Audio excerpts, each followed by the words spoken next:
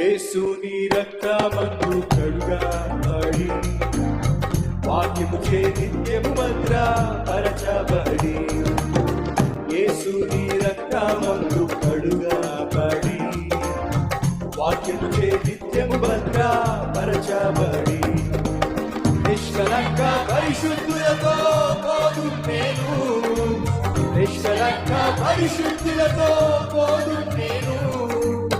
బంగారు వీధులలో విజయము, బంగారు వీధులలో విజయము. ప్రియ యేసురాజును చూసిన చాలు, మహిమలో నేనాయనతో మనస్ఫూర్తిగా ప్రియ యేసురాజును చూసిన చాలు, మహిమలో నేనాయనతో ఉంటే చాలు.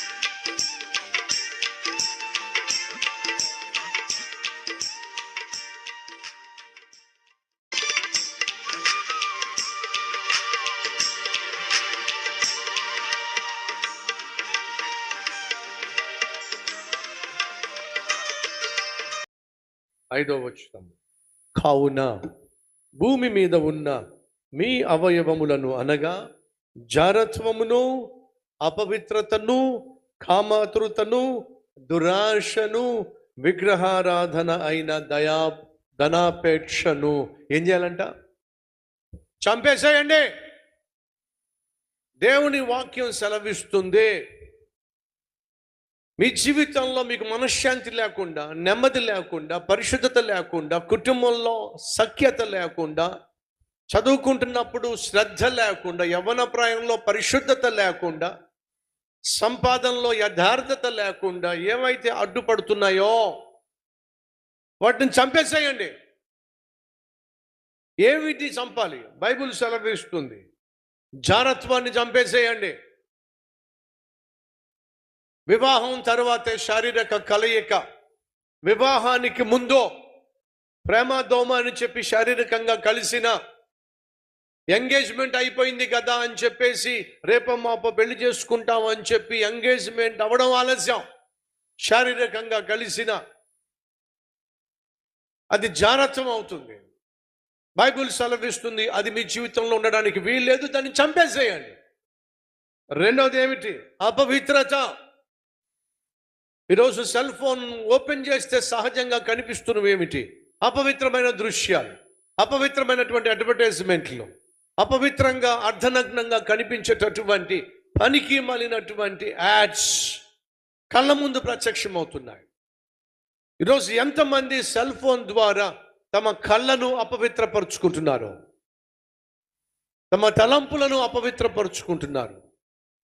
కళ్ళను అపవిత్రపరుచుకొని, తలంపులు అపవిత్రపరుచుకొని తట్టుకోలేక ఆఖరికి శరీరాన్ని అపవిత్రపరుచుకుంటున్నారు. దేవుడు అంటున్నాడు, వీటన్నిటి వల్ల మీ ఆత్మీయత చెడిపోతుంది,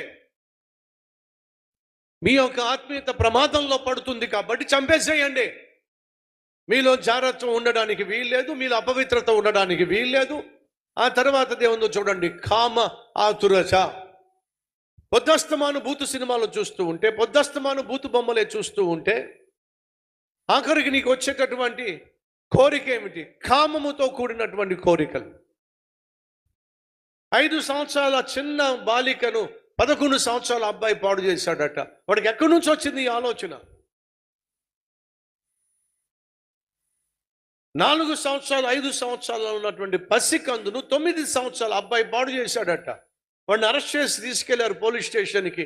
ఒరే, నీ వయసు 9 సంవత్సరాలే కదరా, పసిపిల్ల మీద అఘాయిత్యం చేశావేమిటి? ఎక్కడి నుంచి వచ్చిన నీకు ఆలోచనలు? మా నాన్న సెల్ ఫోన్లో నేను చూసా, ఆ సెల్ ఫోన్లో ఉన్న బొమ్మలు, బూతు సినిమాలు చూసా, అది చూసే నాకు చేయాలనిపించింది.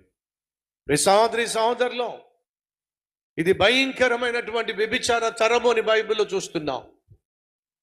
కాబట్టి మన జీవితంలో ప్రతి ఒక్కరూ కూడా జారత్వాన్ని, అపవిత్రతను, కామాతృతను, ధనాపేక్ష జయించకపోతే, వాటిని చంపకపోతే నువ్వు ప్రశాంతంగా జీవించడం సాధ్యం కాదు. ఏదైతే నీ పరిశుద్ధతను పాడు చేస్తుందో, ఏదైతే నీ ఆత్మీయతను పాడు చేస్తుందో, ఏదైతే నేను దేవునికి దూరంగా చేస్తుందో, దాన్ని ఖచ్చితంగా నీ జీవితంలో విడిచిపెట్టేసేయాలి.